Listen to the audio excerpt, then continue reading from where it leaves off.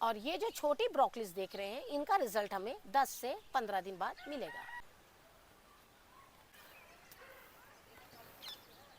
आज के इस वीडियो में हम आपको हार्वेस्टिंग तो दिखा ही रहे हैं।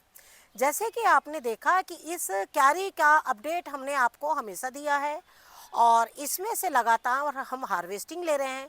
लेकिन इसमें जो आप रेड कैबेज देख रहे हैं, रेड कैबेज की अभी भी जो गांठें हैं वो नहीं बन रही है, क्योंकि ब्रोकली है, गार्ड गोभी है, ये सभी चीज़ों ने तो बिल्कुल भी अपना रूप ले लिया है। और जिस तरीके से आप देख रहे हैं कि किस तरीके से काफ़ी बड़ी हो रही हैं, लेकिन अब हमें इस पर रेड कैबेज पर काम करना है। तो चलिए पहले हम हार्वेस्टिंग और हार्वेस्टिंग के बाद आपको बताते हैं कि आपको रेड कैबेज में गांठ बनने के लिए कौन सी खाद डालनी है।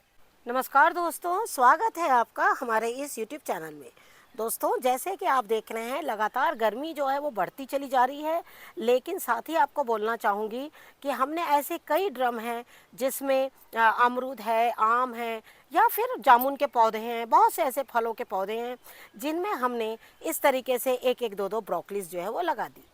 और आप जानते हैं कि ब्रोकली इतनी हमने क्यों लगाई थी, क्योंकि इस साल जिस तरह से गोभी का जो फसल थी वो शुरू में नहीं तैयार हो रही थी, उनकी घास तैयार नहीं हो रही थी। लेकिन जब ब्रोकली लगाने का टाइम आया तो बहुत अच्छा मौसम हो गया था।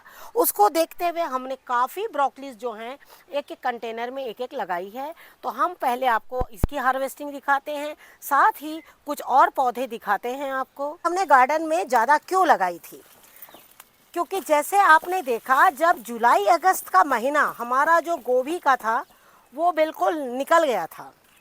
और आपको पता है कि बंद गोभी और ब्रोकली के बीज गोभी के बाद में आते हैं।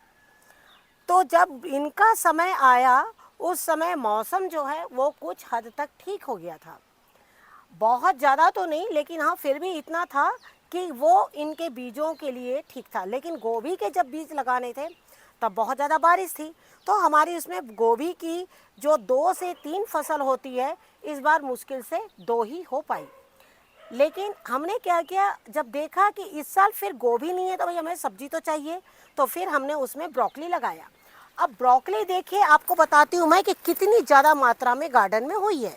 मैं आपको लगातार दिखाती हूँ कि मैंने ब्रोकली जो लगाई थी, और ब्रोकली के साथ में अभी मैं कुछ पौधे जो है बॉक्चाई साग के लगा रही हूँ, और उनको मैं बिल्कुल ऐसे स्थान में रख रही हूँ जहाँ मुझे छांव मिलेंगे।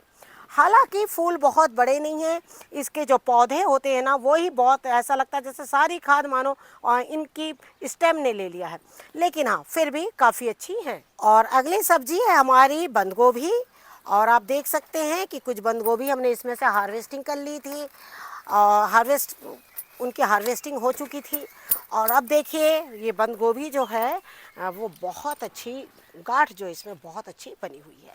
और हमने हाल ही में आप लोगों से कहा था कि बंद गोभी के पत्ते में आपको किस तरीके से डालना है दवा, जिससे कि आपकी बंद गोभी में कोई कीट ना लगने पाए। और आप देख सकते हैं कि ये बंद गोभी कितनी फ्रेश है, इसमें कोई कीट जो है वो बिल्कुल भी नहीं लगा है।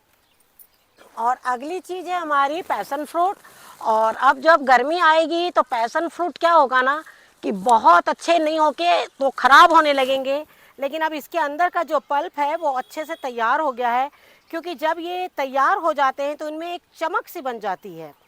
और अगर आप इस बीच नहीं तोड़ते इन्हें तो ये क्या होता है ना, ये देखिए इस तरीके से पक पक कर बिल्कुल ये गिर जाते हैं। तो आज मैं इसमें से 2-4 पैशन फ्रूट तोड़ूंगी।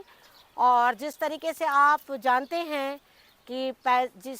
जानते हैं कि पैशन फ्रूट का हमारे यहाँ पर घरों में बहुत कम चलन है, लेकिन बाहर के होटल वगैरह में इसका बहुत ही महत्व है। और उसी सब चीज़ को देखते हुए देखिए फल हमने कोशिश करी और ये फल यहाँ पर हो गए। तो आप देख सकते हैं कि किस तरीके से बहुत अच्छे ये जो पैशन फ्रूट है बिल्कुल तैयार हुए हैं। और ये देखिए आपको बताना चाहूँगी, जब पैशन फ्रूट पकने पर आ जाता है, क्योंकि देखिए हमारे यहाँ का क्लाइमेट और जहाँ का ये फल है तो कुछ तो फ़र्क होता है ना क्लाइमेट का।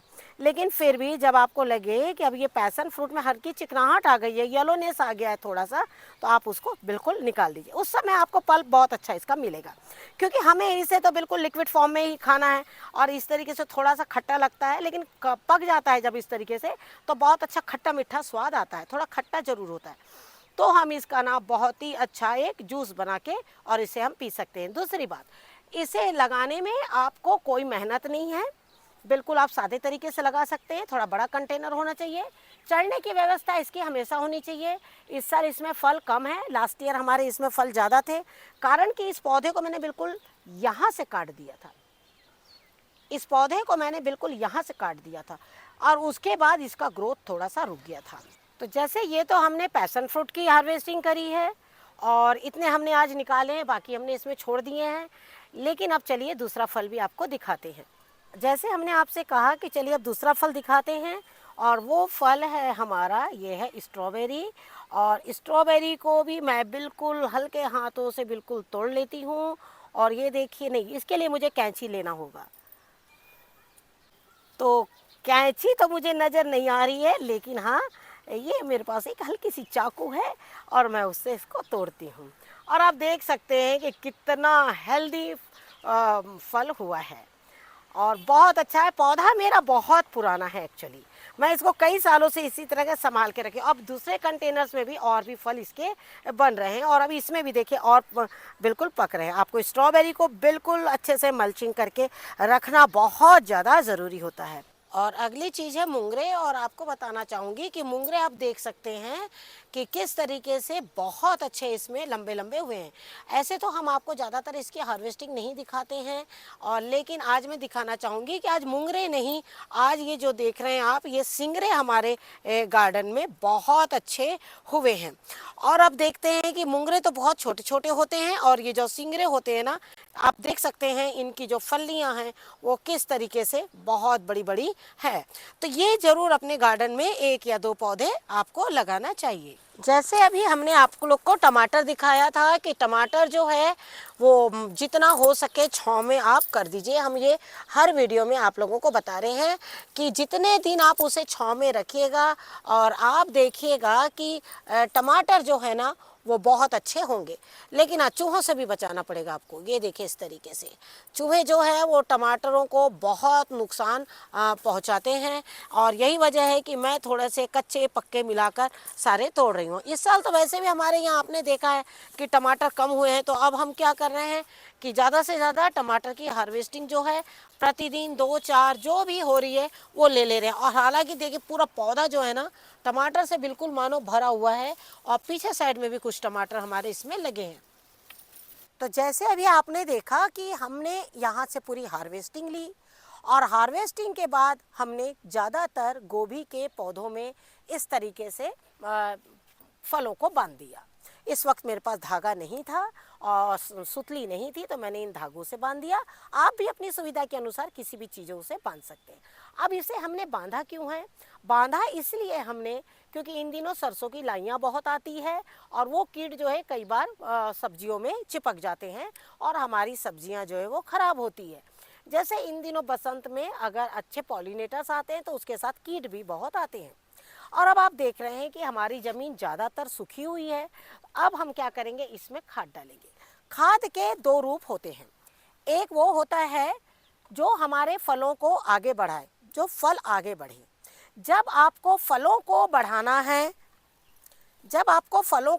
है, तो आप जब भी इसमें खाद दें तो सरसों खली की दें और गोबर की खाद दें। अगर आपको गोबर की खाद नहीं मिलती है तो आप सरसों खली और वर्मी कंपोस्ट को हल्का गीला करके और आप इन्हें बिल्कुल दे सकते हैं। ज़्यादा अच्छा होगा कि अगर आप सरसों की खली दें। गुड़ बार बार ना डालें। गुड़ से ज़्यादा गुड़ डालने से आपकी जो मिट्टी है कभी भी खराब हो सकती है। गुड़ हमेशा कम मात्रा में देना चाहिए, ये हमेशा याद रखें। इसीलिए कई बार आपने देखा होगा हम गुड़ की क्वांटिटी एक बार बताते हैं, लेकिन अगली बार खाद में गुड़ की क्वांटिटी नहीं बताते हैं। आज की इस खाद में हमारे सिर्फ सरसों खली और गोबर की खाद है। इसमें हमारी गुड़ की खली गुड़ बिल्कुल भी नहीं है, क्योंकि अब जो हम चाहेंगे कि जो ब्रोकली है वो बहुत जल्दी बड़ी हो जाए। ये तो बात हो गई ब्रोकलीज की। अब आपको हम अगली चीज़ बताते हैं कि उसमें गांठ आने के लिए आपको कौन सी खाद डालनी है। तो जैसे हमने आप लोगों को दिखाया कि जब फल बड़े करना हो तो कौन सी खाद डालनी है, लेकिन जब फलों में गांठें नहीं पड़ रही है, चाहे वो ब्रोकली है, फूल गोभी है, बंद गोभी है या फिर रेड कैबेज है, तो आप देख सकते हैं ये खाद। जैसे आप देख रहे हैं इस खाद को, और ये खाद जो है अपने आप में बहुत पावरफुल खाद है। बहुत पावरफुल कैसे है? इसमें है हमारे चावल, दही और दूध, और इन चीज़ों को जब हम एक ईस्ट तैयार करते हैं, एक्चुअली इस घोल में एक तरह का खमीर तैयार हो गया है, और जब खमीर तैयार होता है तो वो पौधों के लिए बहुत ही लाभकारी होता है। लेकिन ये हमारा नेचुरल खमीर है। तो अब आप देखिए हमें इन्हें किन किन पौधों में डालना है। हमने इसकी क्वांटिटी अपने वीडियो के माध्यम से आप लोगों को बताई है। आप हमारे वीडियोस को ज़रूर देखिएगा, आपको इसकी क्वांटिटी पता लग जाएगी। उसके बाद आप इन्हें इस तरीके से पौधे में डालिएगा और आप देखिएगा कि आपको 1 महीने में ही कितने अच्छे रिजल्ट्स मिलते हैं। जैसे हमने इस क्यारी का अपडेट आपको लगातार दिया है, जिससे कि आप लोगों को कभी भी कोई वहम ना रहे कि हाँ पौधे बढ़ रहे हैं या नहीं। और ये देखिए इस तरीके से पौधे बढ़ रहे हैं।